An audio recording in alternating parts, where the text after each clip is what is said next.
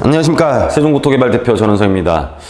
자, 세계 경제 위기 다시 올 것인가에 대해서 한번 말씀드릴게요. 이것 때문에 굉장히 걱정하시는 분들이 많으세요.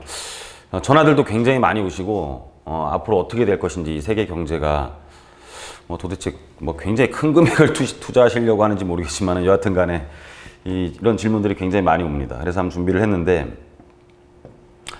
경제 위기의 근거가 뭐냐? 자, 경제 위기는 어떨 때 와요? 이제 빚을 감당하지 못하면 오는 거죠. 우리가 IMF에 처한 것도 부채를 갚지 못하면 이제 돈을 빌려야 되는 거죠. IMF에서 돈을 빌려야 되는 건데, 일단 빚을 감당하지 못하면은 경제 위기가 오는 거예요. 그러면은 각국의 이제 그 부채들을 보면 부채들의 좀 성격이 좀 달라요. 그래서 유럽, 미국, 일본은 정부의 부채가 많고, 중국은 기업 부채가 좀 많아요. 그리고 호주, 한국, 캐나다는 가계 부채가 많죠. 그래서 우리나라가 계속 문제가 되는 게 정부 부채보다는 이제 가계 부채가 이렇게 굉장히 많이 문제가 되고 있죠, 우리나라는. 그래서 이걸 좀 표로 한번 보면, 이제 임계치 상해 국가인데, 이제 임계치가 있으면 상해됐다. 그래서 가계 부채에서는 우리나라랑 좀 관련성이 높은 나라 중에서는 호주랑 캐나다, 그리고 저희 나라가 굉장히 가계 부채가 높고, 그리고 기업 부채는 중국이 좀 높아요. 그리고 프랑스, 캐나다가 이제 두 개 다 높은 걸로 이렇게 나오는데, 여하튼 간에 중국은 기업 부채는 높은데 또 어떤 정부의 재정 건전성은 굉장히 좋은 편이거든요. 그래서 이런 빚을 정말 각 나라들이 감당하지 못할 정도의 수준이냐, 그래서 세계적인 경제 위기가 오느냐, 또는 우리나라 가계 부채가 폭발할 것이냐, 이제 이런 것들이 가장 여러분들이 궁금해하는 거죠. 참 우리나라는 우리나라가 못해도 문제가 되고, 참 우리나라는 잘하는데 참 이 세계 경제가 안 좋아지면 또 안 좋아지고, 우리나라는 참 힘든 나라입니다, 사실은. 그렇죠? 2019년 하반기 금융위기 가능성이 있는지를 보면 미국 같은 경우는 양적 완화 정책에서 긴축 정책을 지금까지 쭉 피고 있어요. 그래서 완화 정책 때 많이 풀렸던 자금에 긴축을 하면서 한 풀렸던 금액이 20% 정도는 회수를 했습니다, 다. 회수를 하고 이제 양적 완화를 또 긴축을 종료한다는 말을 하고 있는데, 이 양적 완화된 부분을 회수했다라는 뜻은 다시 한번 그만큼은 여력이 충분히 있다라는 뜻이잖아요. 그래서 미국에서도 문제가 될 건 없는 것 같고, 그리고 우리나라 자체도 지금 대외 건전성은 이제 굉장히 견고하다, 이게 오늘 뉴스거든요. 그래서 금융시장의 과도한 반응은 바람직하지 않다. 우리나라도 어느 정도의 지금 외환보유고나 여러 가지를 놓고 봤을 때 대외 건전성은 견고하다라고 해서 외국에서도 그렇게 보고 있습니다, 사실. 그리고 중국은 그럼 재정 건전성 괜찮냐? 재정 건전성, 이제 김준 카이스트 경영대학 초빙 교수 그때 했던 얘기인데, 재정 건전성 다소 악화되더라도 부채 위기로 발전 가능성은 거의 없다라고 지금 말을 해요. 그래서 우리가 너무 이제 언론에 전반적으로 좀 한마디만 하면은 너무 흔들리는 것이 아닌가라는 생각도 좀 하고 있습니다. 그래서 특별하게 문제는 없다, 단기간으로는. 그러면은 위기가 왔을 때 과연 우리나라에서는 쓸 카드가 있냐라는 게 굉장히 중요한 거죠. 아예 돈이 없으면 옛날에 IMF 왔을 때 그때는 시시하면서 국민들 속였잖아요. 우리는 외환보유가 충분하다, 국가부도는 없다, 이렇게 하다가 뻥 터졌잖아요. 그러니까는 대처를 못하고 위기를 그냥 맞이한 거죠. 그래서 우리가 하락론자들 말하는 것들, 이런 것들이 물론 그렇게 될 수가 있어요. 근데 왜 그렇게 되지 않았냐면 모든 걸 대처했기 때문에 그래요. 현재 상황의 어떤 불안한 또는 상황들을 대처를 하지 않으면 그렇게 폭락이 될 수도 있습니다. 그러면은 대처를 할 수 있는 여력이 있으면은 대처를 할 거 아니에요. 우리나라 기관들이나 똑똑한 사람들 다 하는 게 그런 대처하려고 하는 거잖아요. 그러면 카드가 있는지를 보면 되는데, 일단은 예전에 우리가 IMF 때는 은행들도 대동은행 해가지고 부도나고 했었는데, IMF도 겪고 리먼 브라더스 사태도 겪고 하다 보니까는 은행에 모여있는, 금융기관들에 모여있는 사람들이 다 경제학 석박사들부터 시작해서 굉장한 사람들이 많이 있잖아요. 이제는 그렇게 쉽게 안 당한다라는 거죠. 그래서 은행이 충분히 문제가 생기더라도 해결할 수 있는 대손 충당금이 충분해요. 충분한 부분이 있고, 그리고 그동안에 다 풀어줬는데, 모든 걸 풀어줬는데 문제가 되면 풀어줄 게 없는 거죠. 그쵸? 다 풀어줬는데. 그래서 우리가 IMF 때도 풀 수 있었던 거, 분양권 전매를 우리가 무제한 막 했었잖아요. 이런 건 푸는 거잖아요. 어려움을 극복하려면은 뭔가 풀어줄 게 있어야 되는데, 풀어줄 게 있다라는 뜻은 그동안에 규제가 많으면 당연히 풀어줄 게 있다라는 뜻이에요.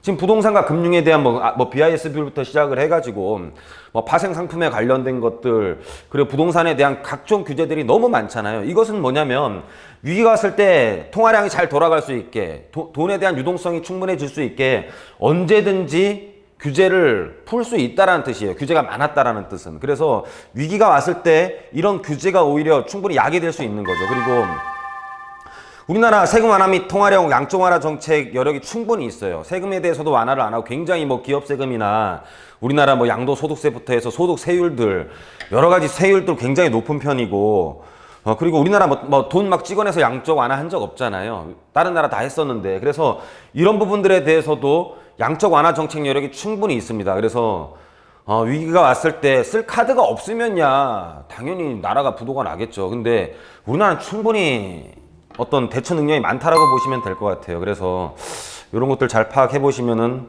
조금은 마음 편해지지 않으실까. 그래서 그럼 경기는 너무 불황이다 지금. 당연히 불황이겠죠. 여러분들이 새로운 걸 개발 안 했으면 불황이에요. 하지만 경기 불황과 4차 산업을 우리가 한번 보면 우리가 하고 있는 곳에서는 굉장히 불황이라고 말을 합니다. 음식점 다 안 되고 있고요. 소매점 다 안 돼요. 안 되고 있고 우리 택시 기사들한테 물어보면 우리나라 경제를 다 알 수 있다고 하잖아요. 그럼 그때는 택시만 있을 때 얘기지 택시를 대체하는 상품들이 굉장히 많이 나와 있죠. 예? IT가 발달하고 하면서 4차 산업들이 발달을 하면서 요식업 안 된다고 하지만 우리 배달 민족인가 요기용가 해가지고 이런 것들은 매출이 계속 증가를 하고 있잖아요. 그 뜻은 뭐예요? 요식업 자체의 어떤 음식점은 안 되지만 배달업에 대한 음식에 대한 배달업은 굉장히 또 증가를 하고 있고 관련된 앱 같은 것들도 돈을 많이 벌고 있죠. 택시 안 된다고 하더라도 타다가 또 잘 되고 있죠. 분신까지 할 정도로. 그리고 이런 공유 경제들, 자동차에 대한 공유 경제들, 퀵카라든지 퀵보드 같은 경우 이런 것들이 굉장히 택시를 대신해서 굉장히 잘 되고 있죠. 그러니까 어떤 게 안 되면 구시대의 어떤 산물들이 잘 안 되고 있다라면은 4차 산업 혁명에 맞춰 있는 산업들은 굉장히 잘 되고 있어요. 그래서 일단 일반 옷가게가 안 된다. 인터넷 쇼핑몰에 대한 증가하는 속도는 매년 20% 이상씩, 인터넷 거래량, 인터넷으로 사는 금액 자체는 매년 20% 이상씩 폭발적으로 성장을 하고 있습니다. 그래서 다 안 좋다고 볼 거냐라는 건 아니죠. 내가 처한 게 혹시 안 좋으면 내가 다른 걸로 발전을 하거나 갈아타야 되지 않을까를 생각을 해야 되는 거죠.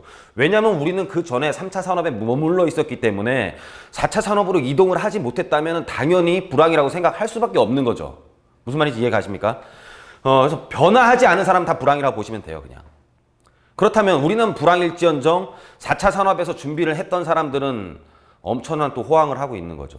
그래서 항상 본인의 처시를 비관하지 말고 항상 발전시키고 개선할 노력을 하는 것이 가장 중요하고 저희 부동산 투자 쉽게 하기 우리 그 채널의 모토라고 보시면 될 것 같습니다. 그래서 산업의 변화와 산업의 몰락을 여러분들이 어디에 처했고 어떻게 생각하느냐에 따라 굉장히 달라집니다. 여러분들 좀 제발 긍정과 어떤 긍정의 힘으로 스스로 굉장히 좋은 쪽으로 발전 좀 했으면 좋겠어요. 부동산 가격은 왜 오르는지. 참 이게 금리랑 물가는 떼놓을 수가 없죠. 모든 거 금리는 물가에 의해서 결정이 돼요. 물가에 의해서 결정이 되는데 부동산이 끝없이 올라가진 않을 겁니다. 여하튼 말씀드리면 물가가 가격이 올라가면은 문제가 되게 많이 될 수가 있죠. 물가가 많이 올라가면은 원가들이 올라가고 그러면 인플레이션이 일어나고 그러면은 또 경제가 안 돌아갈 수도 있죠. 그러면은 금리를 올려요. 금리를 올리면 어떤 현상이 발생을 하냐면은 이자를 내야 되니까 소비를 못 하게 되겠죠. 소비를 못 하면 안 쓰게 되면 물가는 또 다시 떨어질 수도 있겠죠. 반대로 마찬가지예요. 물가가 떨어지게 되면은 내일이면 더 싸지니까 사람들이 소비를 안 해요. 내일 더 사실 건데 오늘 살 사람이 누가 있어요? 물가가 떨어지니까. 그러면은 금리를 내립니다. 그래서 돈을 풀어가지고 물가를 올려요. 근데 희한하게 물가가 떨어질 때 금리를 내리게 되면은 이 돈들이 다른 쪽으로 많이 가면서 부동산 가격이 막 상승을 하게 돼요. 그래서 희한하게 다른 현상을 보이니까는 부동산은 항상 거품이라는 오명을 쓰고 있는 거죠, 사실. 오명? 오명이 아닐 수도 있어요. 사실 거품이 좀 껴있을 수도 있지만은 이런 것들이 부채를 없애기 위해서는 어디선가는 사실은 이런 약간의 엇박자로 간 상황들이 어디선가는 부작용이 발생을 하거나 또는 이런 것들이 개선되기 위해서는 희생자가 발생을 하는 건 사실입니다, 사실. 부동산 전체가 막 다 떨어진다, 우리나라가 뭐 다 떨어진다 이런 게 아니라 이런 약간의 엇박자로 일어났던 현상들, 경제와는 다르게 일어났던 부동산의 현상들이 어디선가는 이런 과도한 가계부채를 없애기 위해서는 부작용 또는 희생자가 발생을 하는데 사실 1등 부동산 쪽이나 4처 산업과 밀접한 관련을 갖고 있는 부동산들에 있어서는 그런 일들이 발생을 안 해요. 항상 문제가 되더라도 1등은 죽지 않습니다. 그래서 저쪽 밑에서부터 다 망하기 시작해요. 희한하죠. 잘 될 때는 위에서부터 잘 되고 안 될 때는 밑에서부터 안 되고 그러니까 이게 양극화는 훨씬 더 일어나는 그런 현상들이 맨날 발생을 하죠. 그래서 우리는 1등 부동산 이런 거에 투자를 해야 되는 거예요, 사실. 달러로 바꿔놔야 할 것인지 참 얼마를 바꾸실 건데요, 도대체? 달러로 얼마를 바꾸실 건데 이렇게 달러로 바꾸려고 그래요, 도대체? 몇 억 바꾸실 겁니까? 오늘 원달러 환율 1211원인데 그렇게까지 위험한 상황인 거 아닌 것 같아요. 제가 여태까지 지금 뭐 중국이랑 여러 가지 얘기를 다 말씀드렸는데 물론 간단하게 말씀을 드리지만 그렇게 바꿀 건 아닙니다. 그럼 달러 어느 정도 그냥 일반 금융 전문가들은 그냥 자기 자산의 한 10%에서 많게는 30%까지는 현금 자산을 바꿔놔도 된다라고 말을 합니다. 그래서 그냥 보험 드는 정도다, 그냥. 보험 드는 정도지 이걸 마치 막 인생 역전, 달러 값은 막 엄청나게 2배가 되고 옛날에 IMF 때처럼 막 2,000원으로 올라가고 뭐 나머지는 폭락을 해서 그걸 다시 우리나라 돈으로 바꿔서 폭락한 걸 사면은 막 6배의 이득을 그런 시대 안 와요. 네. 왜냐면은 우리나라 정부가 그 정도의 지금 체력은 아닙니다. 그래서 옛날 같은 체력은 아니기 때문에 인생 역전하지 못하는데 어느 정도에 대한 안전잔설에 대한 부분에 대해서는 뭐 갖고 있어야 된다, 그 정도지. 옛날처럼 그렇게 되려면 우리나라가 망하는데 여러분 뭐 우리나라 망해서 인생 역전하면 뭐 좋을 것 같습니까? 그 정도로 우리나라가 기초 체력은 약하지 않다라는 겁니다. 그래서 결론을 내보면 근실내에는 경제이익이 없습니다.